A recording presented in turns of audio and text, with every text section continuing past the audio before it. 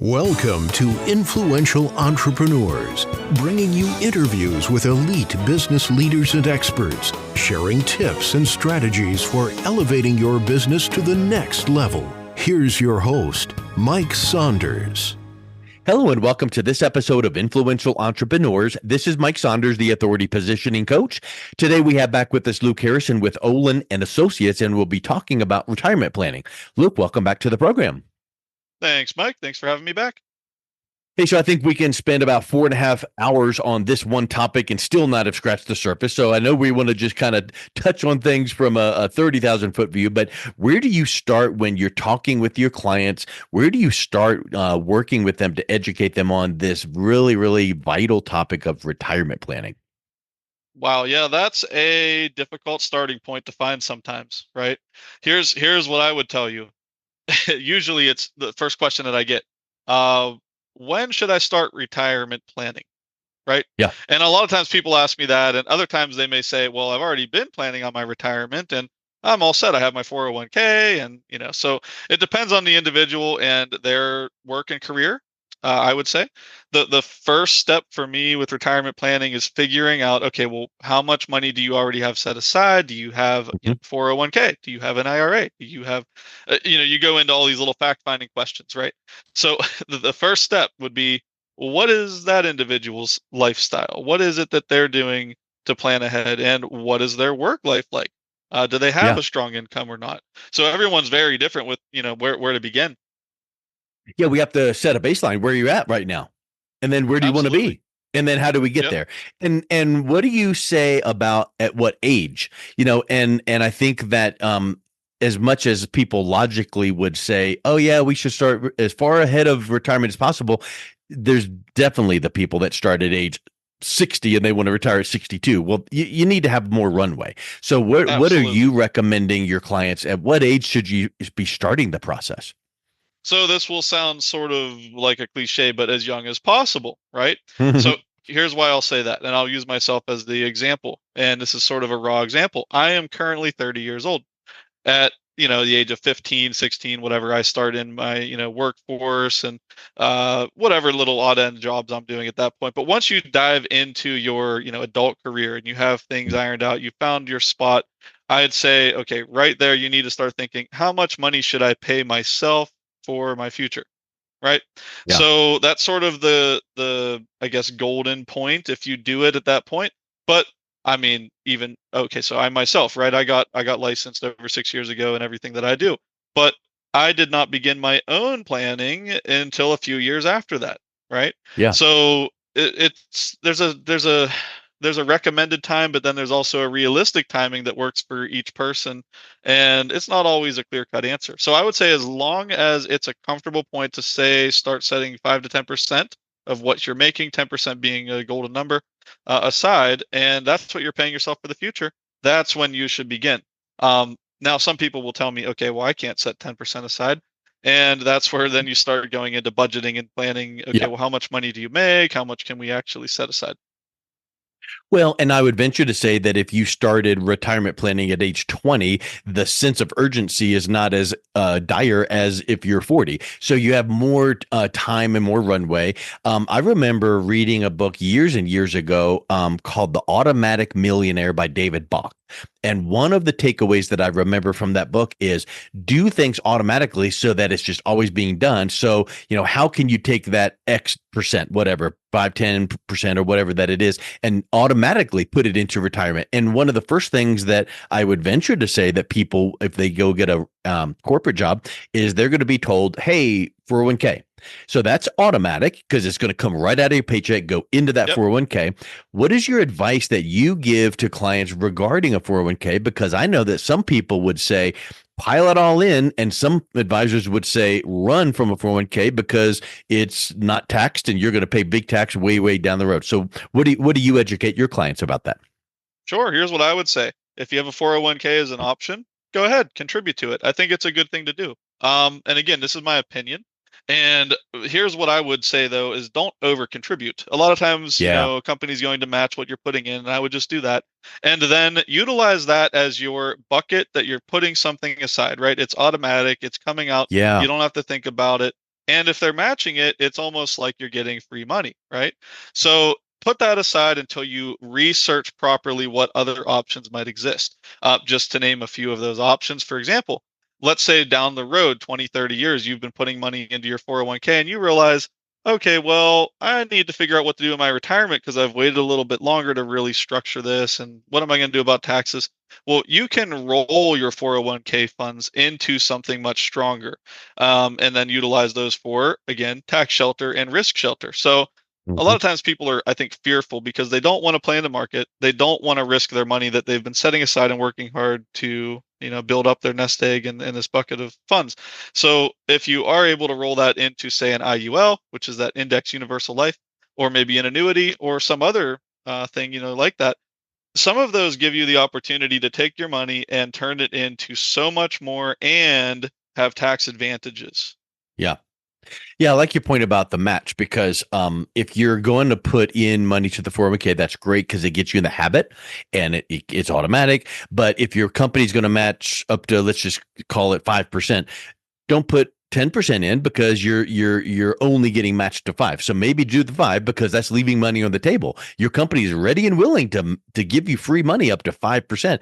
Do that. But then after that, then get with that financial professional to go, okay, I'm contributing 5% into this 401k. What else should I be doing? And I think for the simple fact of that habit, that's huge. Now, you mentioned a couple times so far about index universal life or annuities. How do those two compare and how do they layer into then the plan? Because you never ever, we know the cliche, don't put all your eggs in one basket. So don't have your entire retirement plan in a 401k and don't have your entire retirement funds in anything else. So talk a little bit about the index universal life in policy or strategy as well as annuities. Sure. So the index universal life, the good news on that is it's very easy to start one. Again, it's life insurance. And let's say that we want to continue contributing the 5% to the 401k. And maybe we want to take 2.5% and contribute that to an IUL. So think of the same thing. It's going to be set up to automatically come out of a checking account, usually savings or something like that. And as we're funding that, it's going to continue to grow in a whole different kind of bucket. And now you've gained two advantages. You're growing funds in another realm outside of the 401k. Let's say also, what if you leave work? What if you move jobs? What if you know what I mean? A lot of times people just leave their 401k sit, it's not growing at that point, but this still is. So if something happens, life events, the IUL is now going to be building in at the same time providing you life insurance. So you have two needs met. Outside of that, you might have, let's say, a guaranteed income annuity that you're going to set up or a fixed indexed annuity, maybe. That way you're going to try to, target more growth and you're also negating any risk with certain annuity products, such as a FIA. You get to play in the market. It's like having a team of financial advisors working for you with no risk on that side because you're getting a guaranteed fixed return. But as your money grows and if the market does well, you might make even more money. And I would say that, you're taking your 2.5 or 5% total on top of the 5 you put in your 401. Now you're at 10% and you're diversified in at least two products. Maybe you decide to do more. It all depends on how much money you're willing to invest and grow. And you already said it. I'll say it again. Time is the key factor here. The Yeah. more time you have, the more compounding interest you have on your side and the more powerful these little things become and they start to turn into oak trees out of acorns. Yeah, I was literally when you were mentioning the word time, I was thinking of compound, and it's really amazing how when you look at some of those charts, well, hey, if I put this much over this much time over this interest rate, look at how it grows. It is way more than just the addition of numbers. That compounding really is powerful. In fact, what's the quote from Albert Einstein that compound interest is the eighth wonder of the world or one of the wonders of the world Yep. because it is that powerful. It is. Yeah, it's actually hard to wrap your head around it. But if you sit down and just do some of the basic math on it or read any book that discusses compounding interest, Hmm. everyone will tell you the same thing, which is why I'm saying the same thing that I've got from experts I've read from and learned from. Start as early as possible, right? Yep. The earlier you start, you don't have to put 15 or 20% aside. You can put Yep. 1% or 5%. And be Uh, consistent. yeah. Don't Yes. start Yeah. and then cut it back and then stop it. And I mean, just have that be every single paycheck every single month, every single year, keep on putting it in. And one thing you mentioned too, when you mentioned annuities that caught my attention is guarantee. Talk about the guarantee of that kind of product because people love guarantees. They don't Oh, want their sure. money to So be at risk. I know I agree with you, and this is something that sometimes to me, when I first learned about it, I thought, well, that seems too good to be true. Nothing's guaranteed, right? Uh, this is. So let's say that you have $50,000 that you've built up or set aside, and you decide, well, what do I do with my 50,000? Maybe I want to invest it. Well, your options might be, and everyone knows what the S&P 500 is, right? So your Mhm. option A might be, well, that's pretty conservative and safe. What if I put my money there?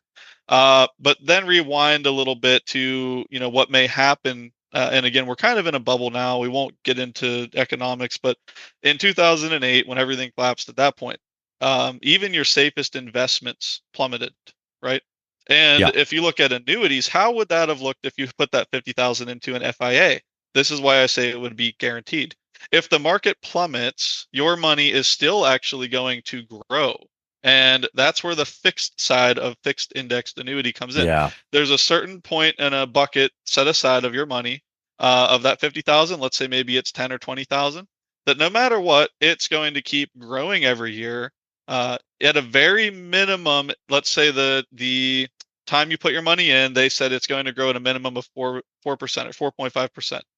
Then if the market, even if it plummets, it's still going to grow at 4% or Yeah. 4.5% at a bare minimum. But if the market does really well, right, it's still playing in the index side, which is your Yeah. S&P 500s and things like that, and it will grow more. That might be You upwards could of get more. 10, 12% or higher.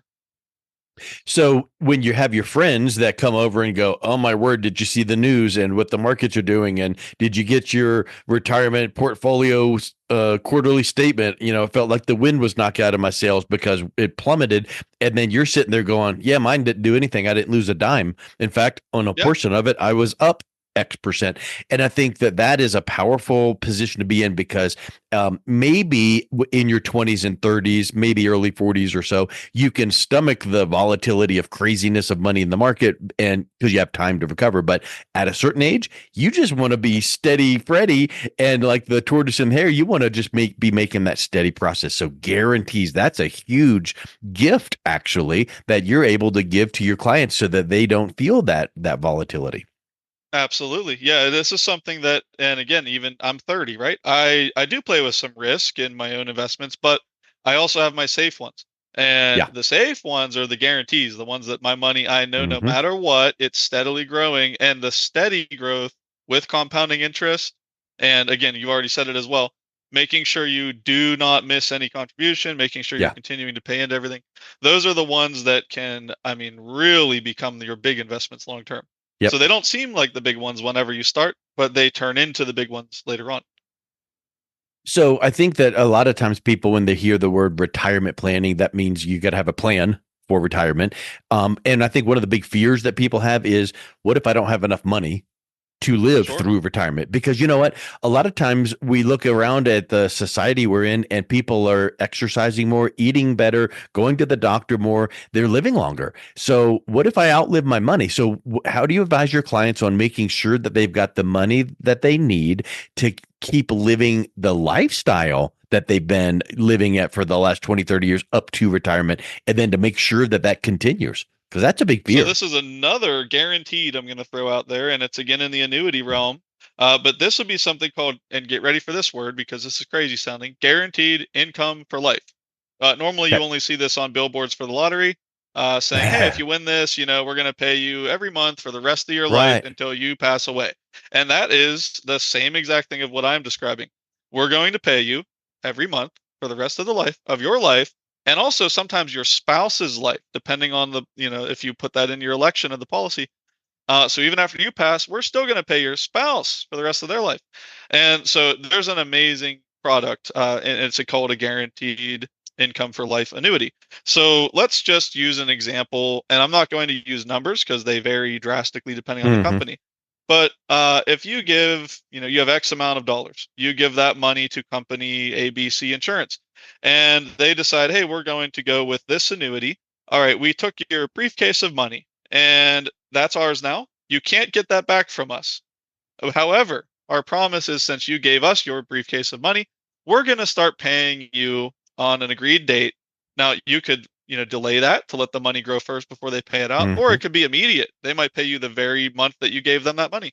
And Hmm. let's just say it's $4,000 a month every month for the rest of your life. It all depends on how much you gave them up front, and they'll tell you exactly Yeah. down to the penny how much they'll give you every month forever. But Yeah. this is the key. Let's say it was 100,000, and you're trying to live on $100,000 in a CD or a checking account or savings or whatever you had set aside. That might only, last you 6 years, maybe if you're lucky. But let's Yeah. say you Because you're gave that withdrawing. 100,000. Yeah. That 100,000, though, you're not withdrawing from it. You can't Right. outlive it. So even if that 100,000 turned into, I don't know, 1,000, 2,000, 3,000, whatever it is that contract says, every month they're paying you that forever until you pass away. Yeah. You That know, is how you can outlive your money, or that not is, outlive your money.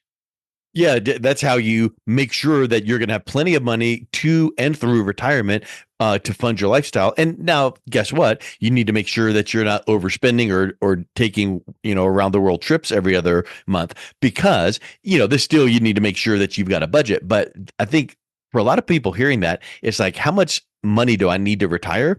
Well, the calculation might need to take into consideration what you just mentioned there. And if you knew that your money was in, let's say, that savings account, you're taking withdrawals every month to live, well, you're just watching your balance drop. Whereas the scenario you mentioned, it's like, here comes my check every month until I die. Or beyond that, if your spouse was named as part of that, and so now all of a sudden that gives peace of mind beyond belief. Oh yeah, absolutely. And the thing is, like you said, we're living longer and longer with health advancements, and that's an exponential thing as well. And the last time that I had a discussion about that, maybe 5 years ago, in longevity predictions, by the time that I would be, I'm 30 now. By the time that I'm retiring, I might be looking at an average life expectancy of 110, 120. We don't know, and that's Wow. that's a crazy Yeah. thought, right? But that is reality. So how do you plan for that? I would say this is a great way, a great piece of the puzzle, right?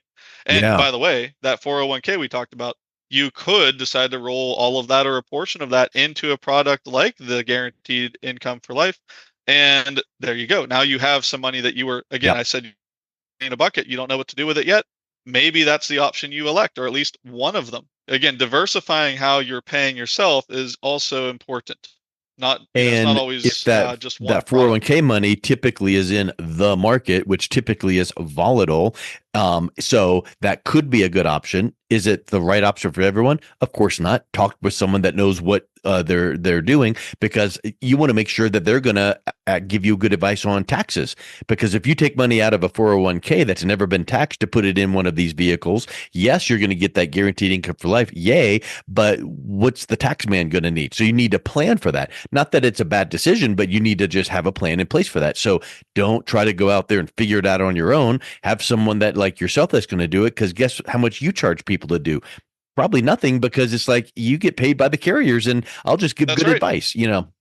Yep. I don't charge anything on an hourly or any, no, there's no charge. And if you decide to not do anything right now or ever, there's still no charge, right? Yeah. So I would say absolutely, it's worth a conversation. It cannot hurt to look at your options, and then that way you can try to plan now, right? And then Yeah. again, we've talked about peace of mind, what life insurance does, and that's peace of mind for your family. But what about peace of mind for your own future and your retirement and your income whenever you decide it's time to stop working? And so that is exactly why we want to look at products like this. Well, Luke, once again, this has been really insightful, given some great encouragement. So, if someone is interested in learning a little bit more about this guaranteed income for life for retirement planning, what's the best way that they could reach out and connect with you? Oh, sure. So my cell phone number, that's one thing. You can text me or call me on that number. That's 814-288-8433. And I'm usually pretty quick to respond there. You can also reach me at my website, and that is olininsuranceadvisors.com. So web domain, obviously, www.olininsuranceadvisors.com. Feel free to reach me there. You can also find me on Facebook or all of your regular social media platforms, LinkedIn. So yeah, Luke Harrison. Feel free to look me up. Awesome. Luke, thank you so much for coming back on. It's a real pleasure talking with you. Absolutely. Thank you, Mike. I appreciate it. You've been listening to Influential Entrepreneurs with Mike Saunders. To learn more about the resources mentioned on today's show or listen to past episodes, visit www.influentialentrepreneursradio.com.